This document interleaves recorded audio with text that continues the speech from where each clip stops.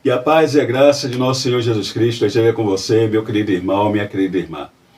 Eu me chamo Gilmar Reis, seja bem-vindo ao canal Firmado na Palavra.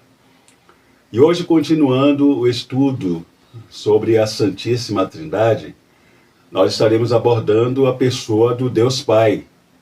Como vimos na lição de número 1, a Trindade é um mistério revelado nas Sagradas Escrituras, central à fé cristã. Quando lemos as páginas sagradas, Deus ele se revela para nós como o único Deus verdadeiro, subsistente em três pessoas, coeternas, coiguais e consubstanciais: o Pai, o Filho e o Espírito Santo, que coexistem e atuam harmoniosamente na obra da redenção. E o texto áudio da lição, que está lá em Mateus capítulo 11, versículo 26, parte C, diz assim: Ninguém conhece o Pai, senão o Filho e aquele a quem o Filho o quiser revelar.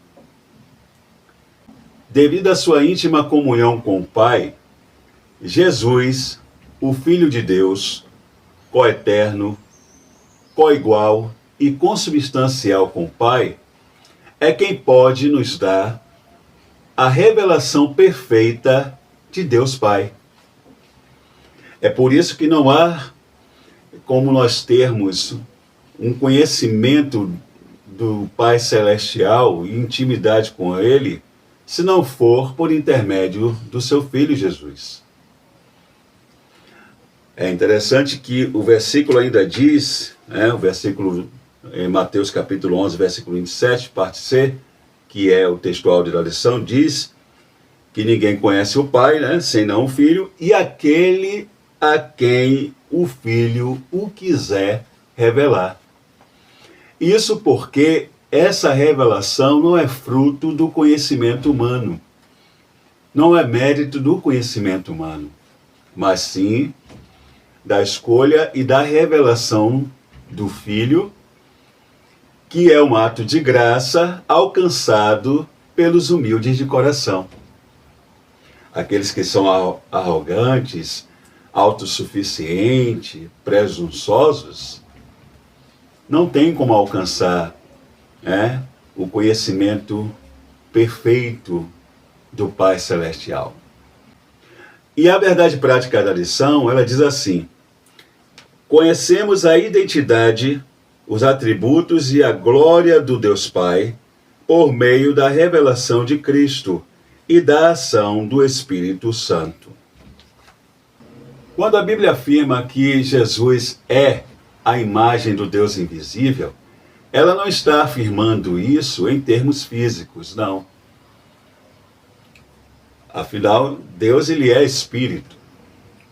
Então a Bíblia não está dizendo que Jesus é a imagem física do Deus invisível. Não é isso que ela está dizendo. O que a palavra de Deus está afirmando para nós é que essa revelação do Deus Pai, essa revelação do Deus invisível, ela se dá para nós através dos ensinos, das ações, da vida e do sacrifício de Jesus Cristo, o Filho de Deus.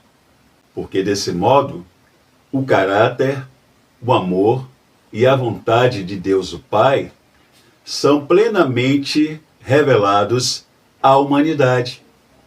E o Espírito Santo, ele tem um papel crucial nesse processo, porque é ele quem nos capacita a reconhecer e aceitar essa revelação. Afinal, é ele que abre os nossos olhos espirituais, para reconhecer essa verdade de Deus em Cristo. E a palavra-chave da lição é Pai, que deriva do termo latino pater, que é a origem também da palavra padre. Ambas as palavras compartilham a mesma raiz etimológica, relacionada à figura masculina que gera um filho ou desempenha o papel de pai na família. O título de pai se diferencia dos demais títulos e funções de Deus porque nunca se aplica a Jesus nem ao Espírito Santo. Nós vamos até encontrar uma vasta lista, né, de títulos, de atributos, funções e obras do Deus Pai presentes no Filho e no Espírito Santo. Entretanto, o título de Pai é exclusivo do Deus Pai. Alguém pode até argumentar o uso da palavra Pai como título dado ao Filho, tomando como base a profecia messiânica de Isaías capítulo 9, versículo 6, que emprega o termo Pai da eternidade ao Filho. Podem até querer utilizar essa passagem para defender, inclusive, a visão unicista. Mas é preciso nós lermos esse versículo tomando como base, ou seja, levando em conta o contexto em que ele está inserido, para assim podermos entender o que a Bíblia está dizendo ali. E é isso que eu gostaria até, inclusive, de fazer com vocês, né? Vamos ler esse versículo? Porque um menino nos nasceu,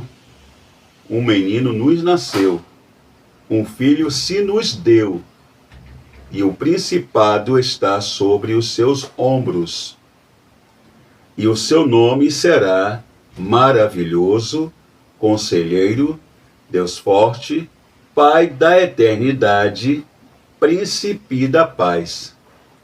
Isaías capítulo 9, versículo 6. A primeira coisa que nós podemos inferir aqui, algo que nós já sabemos, é que aqui se trata de uma profecia messiânica. Um menino nos nasceu, um filho se nos deu. Tanto o menino como o filho está apontando para o Messias, para Jesus Cristo. Então aqui se trata de uma profecia messiânica.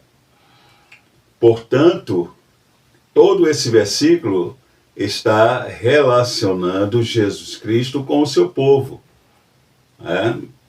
principalmente se nós analisarmos ele à luz do contexto. E por que ele é chamado aqui de Pai da Eternidade?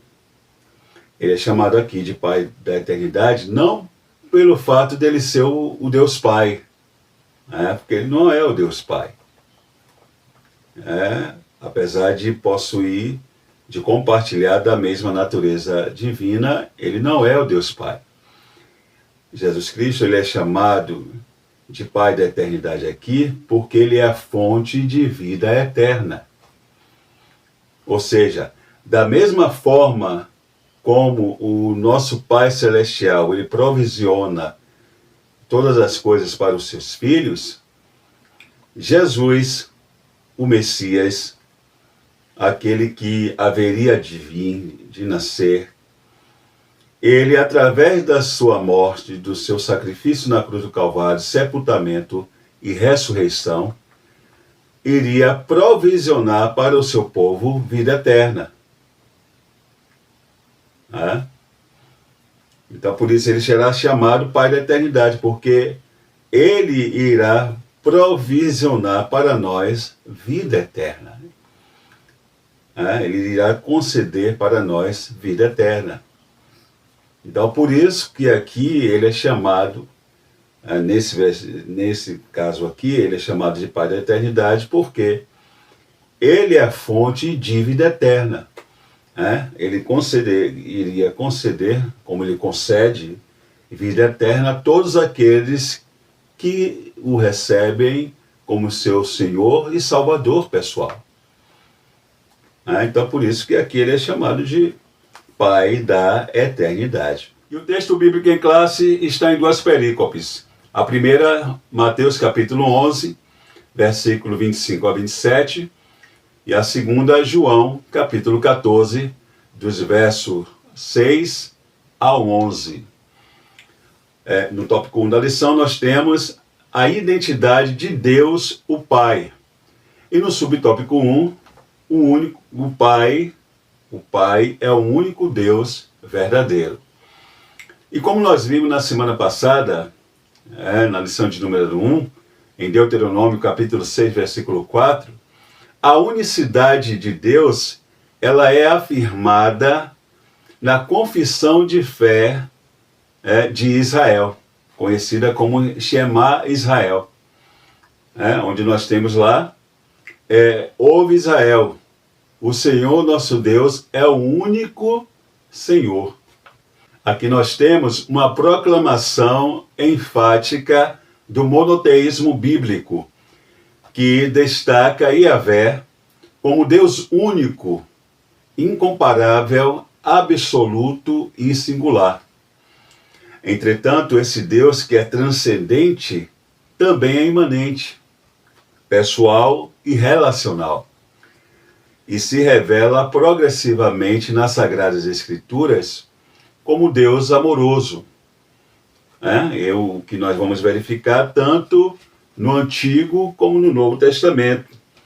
Por exemplo, nós temos aqui no Antigo Testamento, nós vamos ver Deus sendo apresentado como o Pai de Israel, como podemos verificar lá em Jeremias capítulo 31, versículo 9, que diz assim: virão com choro e com súplicas os levarei, guiá-los-ei aos ribeiros de águas, por caminho direito, em que não tropeçarão, porque sou um pai para Israel, e Efraim é meu primogênito. Uma outra referência é Malaquias capítulo 2, versículo 10, que diz assim: não temos nós todos o mesmo Pai? Não nos criou o mesmo Deus? Por que seremos desleais uns para com os outros, profanando a aliança de nossos pais? Tremendo, hein? Muito forte aí, Malaquias capítulo 2, versículo 10. E podemos citar também Isaías capítulo 1, versículo 2, que diz assim: ouve, ó céus, e dá ouvidos, ó terra, porque o Senhor é quem fala. Criei filhos e os engrandeci, mas eles estão revoltados contra mim. E no Novo Testamento, é frequente nós lermos a frase, o Deus e Pai de nosso Senhor Jesus Cristo. Nós vamos encontrar essa frase, como, por exemplo, lá em Romanos capítulo 15, versículo 6, Colossenses capítulo 1, versículo 3, bem como também versículos referindo-se a nós como filhos de Deus, isso no Novo Testamento, como nós podemos encontrar lá em 1 Coríntios capítulo 8, versículo 6, 1 Tessalonicenses capítulo 3, versículo 11. Por exemplo, no versículo 13, que diz assim: para confirmar os vossos corações, para que sejais irrepreensíveis em santidade diante de nosso Deus e Pai, na vinda de nosso Senhor Jesus Cristo, com todos os seus santos. 1 Tessalonicenses, capítulo 3, versículo 13. Agora, uma outra questão que é bom nós frisarmos é que existe aí a questão da paternidade por criação. Não é unânime a concordância desse termo usado com relação a Deus, em relação às suas criaturas, mas há quem defenda que o homem é filho de Deus, toda a humanidade é filho de Deus, por criação. Essa paternidade por criação. Agora, o que é bom frisar, deixar claro, é que, ainda que se leve em conta, e a gente pode até achar uma certa validade bíblica nisso, por causa justamente de que Deus criou o homem à sua imagem e semelhança, nós podemos até achar um certo fundamento, mas essa paternidade por criação, ela não implica em relacionamento pessoal nem espiritual. ela não permite, ela não nos dá esse direito, né? Nos dá essa condição de termos um relacionamento pessoal e íntimo, espiritual com esse Pai Celestial, não. Nós só conseguimos ter um relacionamento de filiação por adoção, né, que aí nos permite um relacionamento pessoal e íntimo com esse Pai Celestial, através da pessoa de Jesus, o seu Filho unigênito. Somente através de Jesus Cristo é que nós podemos ter uma intimidade, um relacionamento pessoal íntimo com Deus o Pai. Somente através de Jesus Cristo que nós podemos chamá-lo de Pai, ou de Abba Pai, que é uma palavra aramaica, né? É uma palavra aramaica, Abba, que é literalmente papai, né? Demonstrando assim uma relação de intimidade daqueles que entregam a sua vida a Jesus Cristo para com Deus. Então, se você quer deixar de ser uma mera criatura, ainda que queira dizer que você é filho de Deus por criação, mas é uma criatura de Deus. Se você quer deixar essa condição para se tornar um filho de Deus por adoção, para entrar na família de Deus, entregue a sua vida a Jesus Cristo. Porque somente através do Filho unigênito, Jesus Cristo, é que nós podemos ser adotados por esse Pai Celestial e podemos assim passarmos a pertencer à sua família. E aí sim termos uma intimidade de filhos, uma filiação mais íntima com Ele. E podermos aí chamá-lo, de meu Pai, Papai, Abba Pai, intimidade, E não há melhor coisa, querido, quando nós experimentamos isso através do seu Filho Jesus Cristo. Porque a gente não se cansa de afirmar uma coisa que a palavra de Deus afirma, Só há um único mediador entre Deus e os homens, Jesus Cristo, homem. Não há outra forma, não adianta a gente, mas eu sou filho de Deus, não. Só há a única forma de... o apóstolo João diz que ele veio para o que era seus, e os seus não o receberam. Mas a todos aqueles que o receberam, os que creem em seu nome, deu-lhes o direito, ou deu-lhes o poder de serem feitos filhos de Deus. E isso aqui é intimidade. Realmente você tem uma ação do Pai Celestial sobre a sua vida. Tá bom? E aqui no subtópico 2 nós temos: o Pai é a fonte da divindade. Agora, aqui nós precisamos lembrar que Deus é um único ser, é um único ser subsistente em três pessoas que compartilham uma mesma substância, uma mesma divindade. O Pai, o Filho e o Espírito Santo são distintos, mas compartilham de uma divindade comum. E quando nós falamos que essas três pessoas elas compartilham de uma mesma substância, nós estamos nos referindo àquilo que é comum às três. Por exemplo, bondade, divindade e os demais atributos. Enquanto as pessoas, a persona, é vista nas características específicas de paternidade, filiação e poder santificador. Sendo que em cada pessoa divina,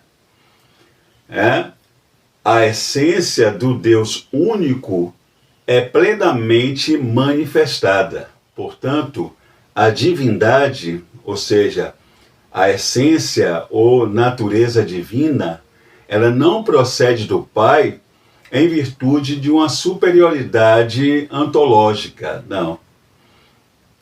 Não se trata disso. Essa distinção, ela reside nas relações pessoais e nos papéis funcionais eternos. Não em virtude de uma hierarquia de divindade. É preciso a gente compreender muito bem isso. E aqui no subtópico 3 nós temos: o Pai age por meio do Filho e do Espírito Santo. Uma das chaves hermenêuticas para nós compreendermos a teologia trinitária bíblica é a paternidade divina, ou seja, o seu papel exclusivo e o porquê ele não inferioriza o Deus Filho e o Deus Espírito Santo. Mas para isso é preciso considerar também a doutrina da pericorese, que se refere à relação intratrinitária harmoniosa na essência da deidade, pois se trata de uma distinção funcional no plano da revelação e da salvação. A ação do Pai, portanto, é inseparável da do Filho e da do Espírito Santo. Essas três pessoas, elas trabalham inseparavelmente, cada uma de acordo à sua distinção pessoal. E aqui no tópico 2 nós temos o Pai revelado em Cristo. Sobre o tópico 1, o Pai se revela aos humildes. E nós vamos ver que lá em Mateus capítulo 11, versículo 25, Jesus ele vai se pronunciar da seguinte forma: naquele tempo, respondendo Jesus, disse: graças te dou, ó Pai, Senhor do céu e da terra, que ocultaste estas coisas aos sábios e instruídos e as revelaste aos pequeninos. O contexto onde está inserido esse versículo mostra que depois de Jesus proferir palavras de juízo às cidades de Corazim, Betsaida e Cafarnaum, ele vai falar com o Pai agradecendo o fato do Pai ocultar as coisas espirituais aos sábios e entendidos e as revelar aos pequeninos. E aqui a gente precisa entender que não se trata de acepção, não se trata de fazer acepção, mas normalmente os sábios, que aqui vem do grego sophos, e os entendidos do grego sinetos, são aquelas pessoas que são os intelectuais, no contexto ali de Jesus, eram os escribas e fariseus, claro que não todos, mas a grande maioria, que estavam centrados na sua sabedoria, no seu conhecimento da lei, no fato de entenderem que o descendente de Davi teria que vir como rei, que não jamais poderia ser um pobre, um homem de Nazaré, um galileu, um homem da Galileia. Então, eles não conseguiam receber Jesus porque Jesus não estava dentro das suas expectativas, não estava dentro daquilo que eles entendiam que seria o Messias. Eram sábios e entendidos, coração duros, Então, a revelação era vedada a eles. No contexto de Jesus era isso. No nosso contexto são os intelectuais, os arrogantes, com visões materialistas, que continuam firmados nos seus conhecimentos, Então, jamais terão acesso à revelação do Deus Pai, porque se não aceitam o Filho, né? Porque a grande questão é essa, se não recebem o Filho. Então, a revelação do Pai é vetada a essas pessoas, a esses sábios e entendidos.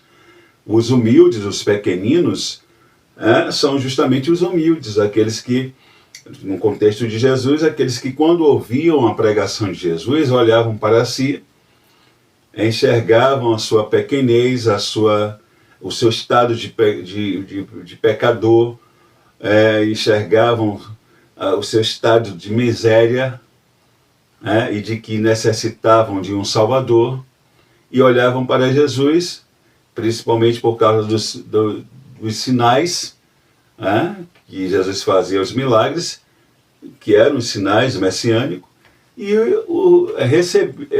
aceitaram e receberam Jesus como Messias, como aquele que era o Salvador do mundo, que viria como Filho de Deus.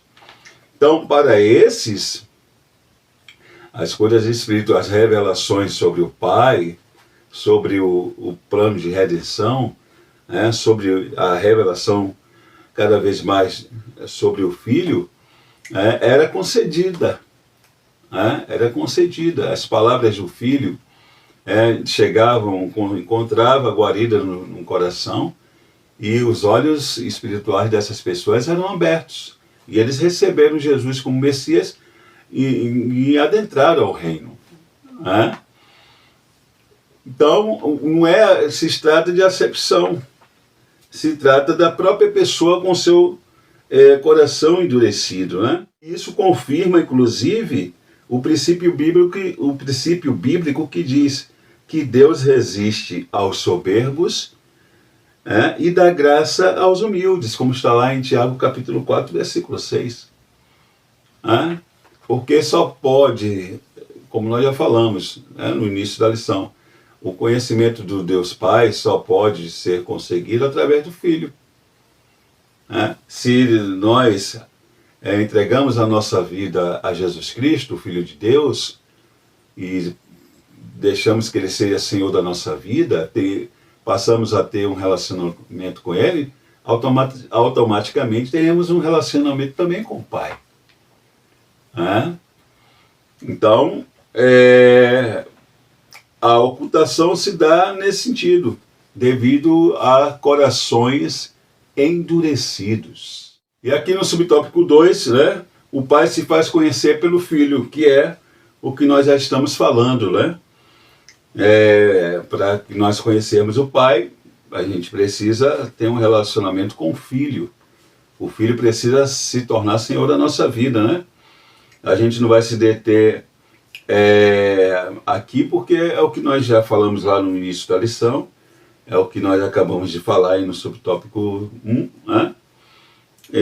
a relação perfeita, o Filho e o Pai, há uma comunhão absoluta e perfeita entre eles, então ninguém conhece o Pai senão o Filho, e a quem o Filho quiser revelar. Aqui no subtópico 3 nós temos: quem vê o Filho, vê o Pai. Aí nós vamos lembrar daquele diálogo que Jesus teve com Filipe, quando Filipe pede, Senhor, mostra-nos o Pai e isso nos basta. E aí Jesus diz: olha, Filipe, há tanto tempo eu estou convosco e tu pedes, mostra-me o Pai. Quem vê a mim, vê o Pai. E essas palavras de Jesus, elas ratificam a doutrina da unidade da Trindade. Mostra o quão, a questão que nós já falamos, da pericorese, da união, da comunhão íntima que há entre as pessoas da Trindade. As três pessoas, elas trabalham desde sempre na obra da salvação, na obra da redenção. Isso era o que Jesus estava dizendo, era o que estava por trás das palavras de Jesus. Bom, aí a gente vai chegar aqui no tópico 3, que é a pessoa de Deus Pai. E aí nós vamos falar dos atributos e incomunicáveis. Né? E o que são os atributos incomunicáveis de Deus? Né? Aqui enfoca a pessoa do Pai. São aqueles que pertencem exclusivamente à sua natureza divina, né? E não podem ser compartilhados. Aqueles que só Deus tem. Né? E aí a gente vai ver, né, alguns aqui, como por exemplo, autoexistência, né? Ele existe por si mesmo, não depende de nada para existir. Aí a gente pode conferir passagens que vão tratar dessa questão, como Êxodo capítulo 3, versículo 14, João capítulo 5, versículo 26.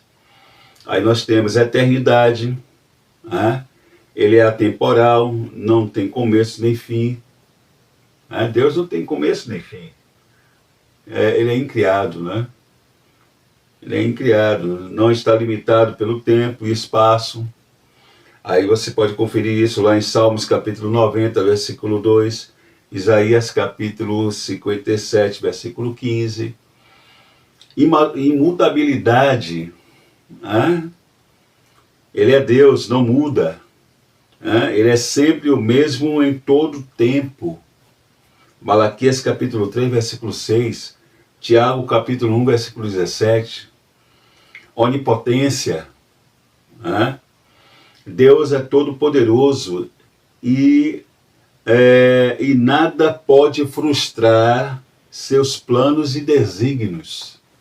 E nada pode frustrar seus planos e desígnios. Ele é todo poderoso. Aí Joca 42, versículo 2, Lucas capítulo 1, versículo 37. Lucas capítulo 1, versículo 37. Aí você tem onisciência, né? Deus conhece perfeitamente o passado, o presente e o futuro, até porque ele está... para ele não há o tempo, né? Salmo 139, versículo de 1 a 6, Hebreus capítulo 4, versículo 13. Onipresença, né? Deus está ao mesmo tempo presente em todos os lugares, não é limitado ao espaço-tempo. Aí você tem Salmo 139 novamente, versículo 7 a 10, Jeremias capítulo 23, versículo 24. Né? E aí no subtópico 2 nós temos aqui os atributos comunicáveis, os atributos comunicáveis do Pai, que são as qualidades divinas que de alguma forma Deus ele compartilha conosco, né, com suas criaturas, ainda que de maneira limitada, em um grau menor, porque elas não se manifestam em nós na perfeição que se manifestam em Deus, né? E são que diz respeito aos aspectos do caráter e da moral de Deus que podem ser vistas ou vistos em grau menor no ser humano criado à sua imagem e semelhança. E aí nós vamos ver, né, alguns aqui. Nós temos a santidade, né? Deus é santo e chama seus filhos a serem santos em toda maneira de viver. Aí nós vamos ver Levítico capítulo 19, versículo 2, 1 Pedro capítulo 1, verso 15 a 16. Deus ele é amor, né? Ele é amor em essência, e por isso nós também podemos amar a Deus e ao próximo como reflexo desse amor.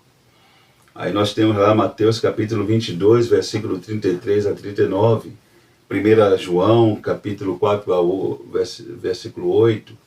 Aí fidelidade, Deus é sempre fiel, e por isso,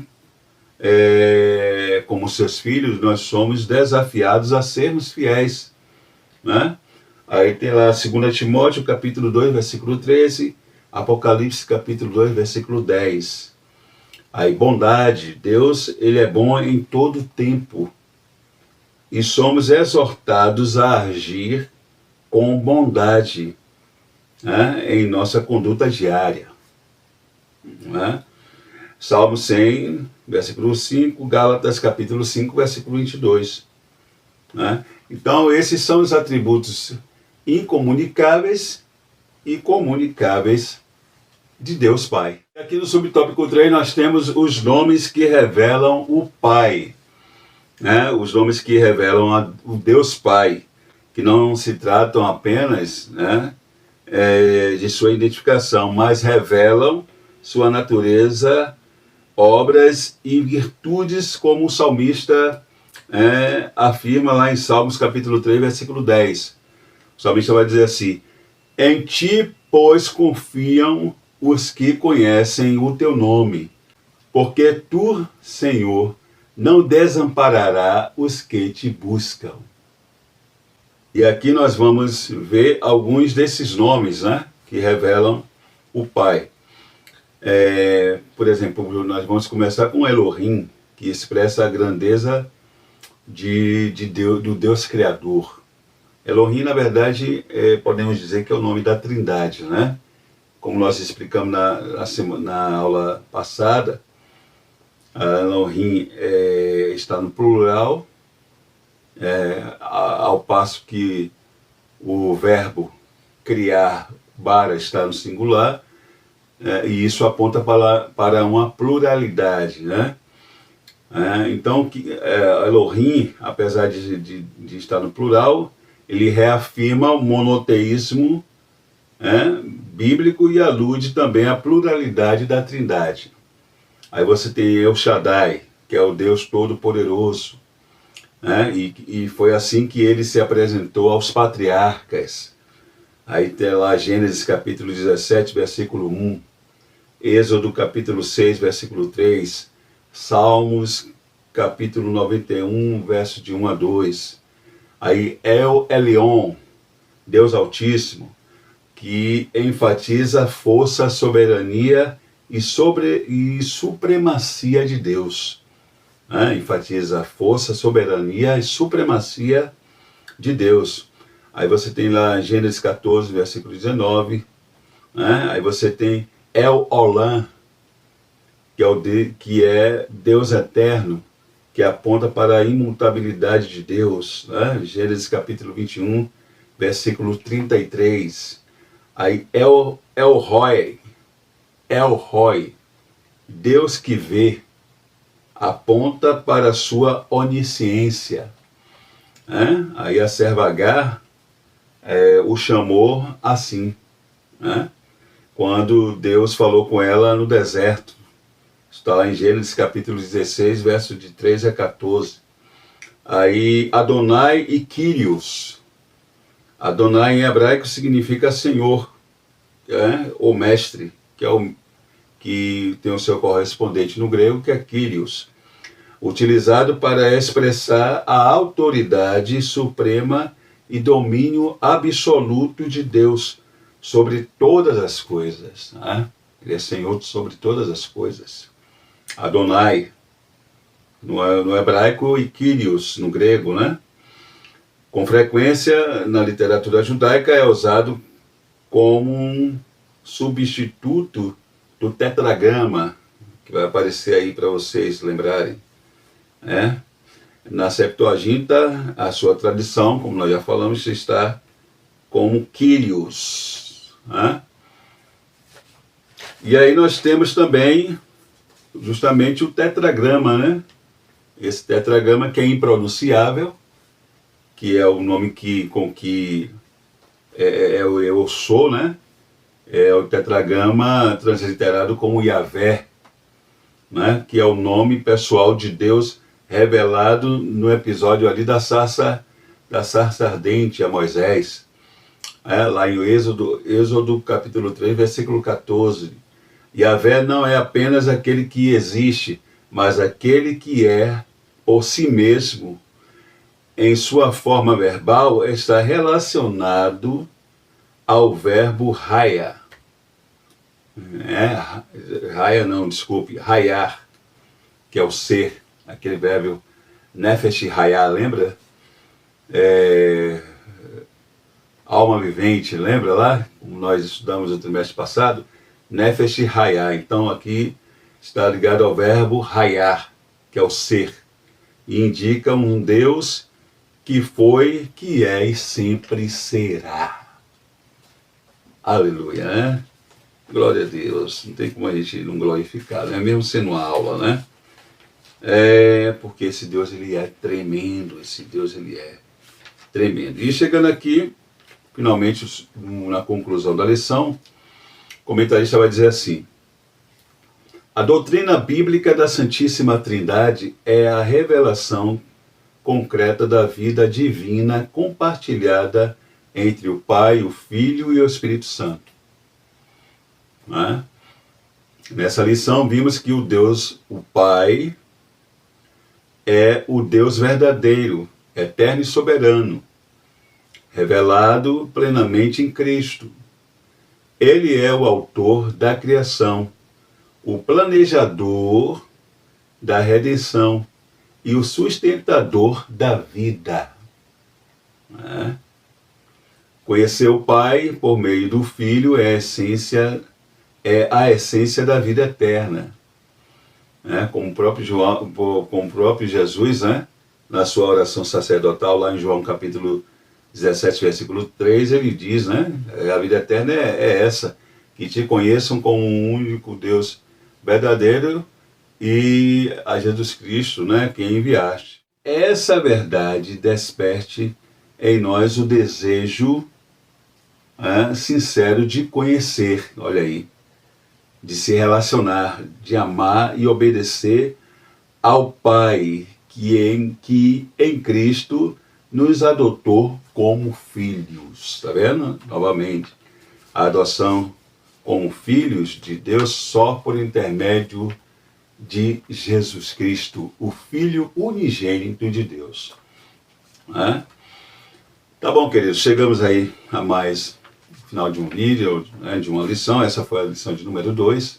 Ainda tem aí 11 lições, né, para nós aí trabalharmos.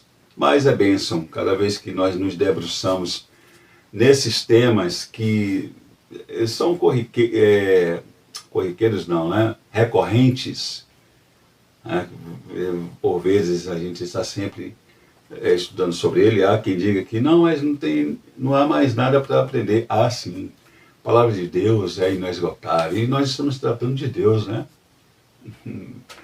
Será que nós temos a capacidade de conhecê-lo de forma plena, a ponto de dizer que nós não temos mais o que conhecer de Deus? Não. Deus é infinito, portanto o conhecimento sobre ele também é. Tá bom, querido? Então, se você gostou desse vídeo, deixa aí o seu like, compartilha aí com seus amigos. Se você ainda não é inscrito no nosso canal, se inscreva, tá bom? Que Deus continue aí abençoando você, seu ministério, sua família. Um forte abraço e fique com Deus.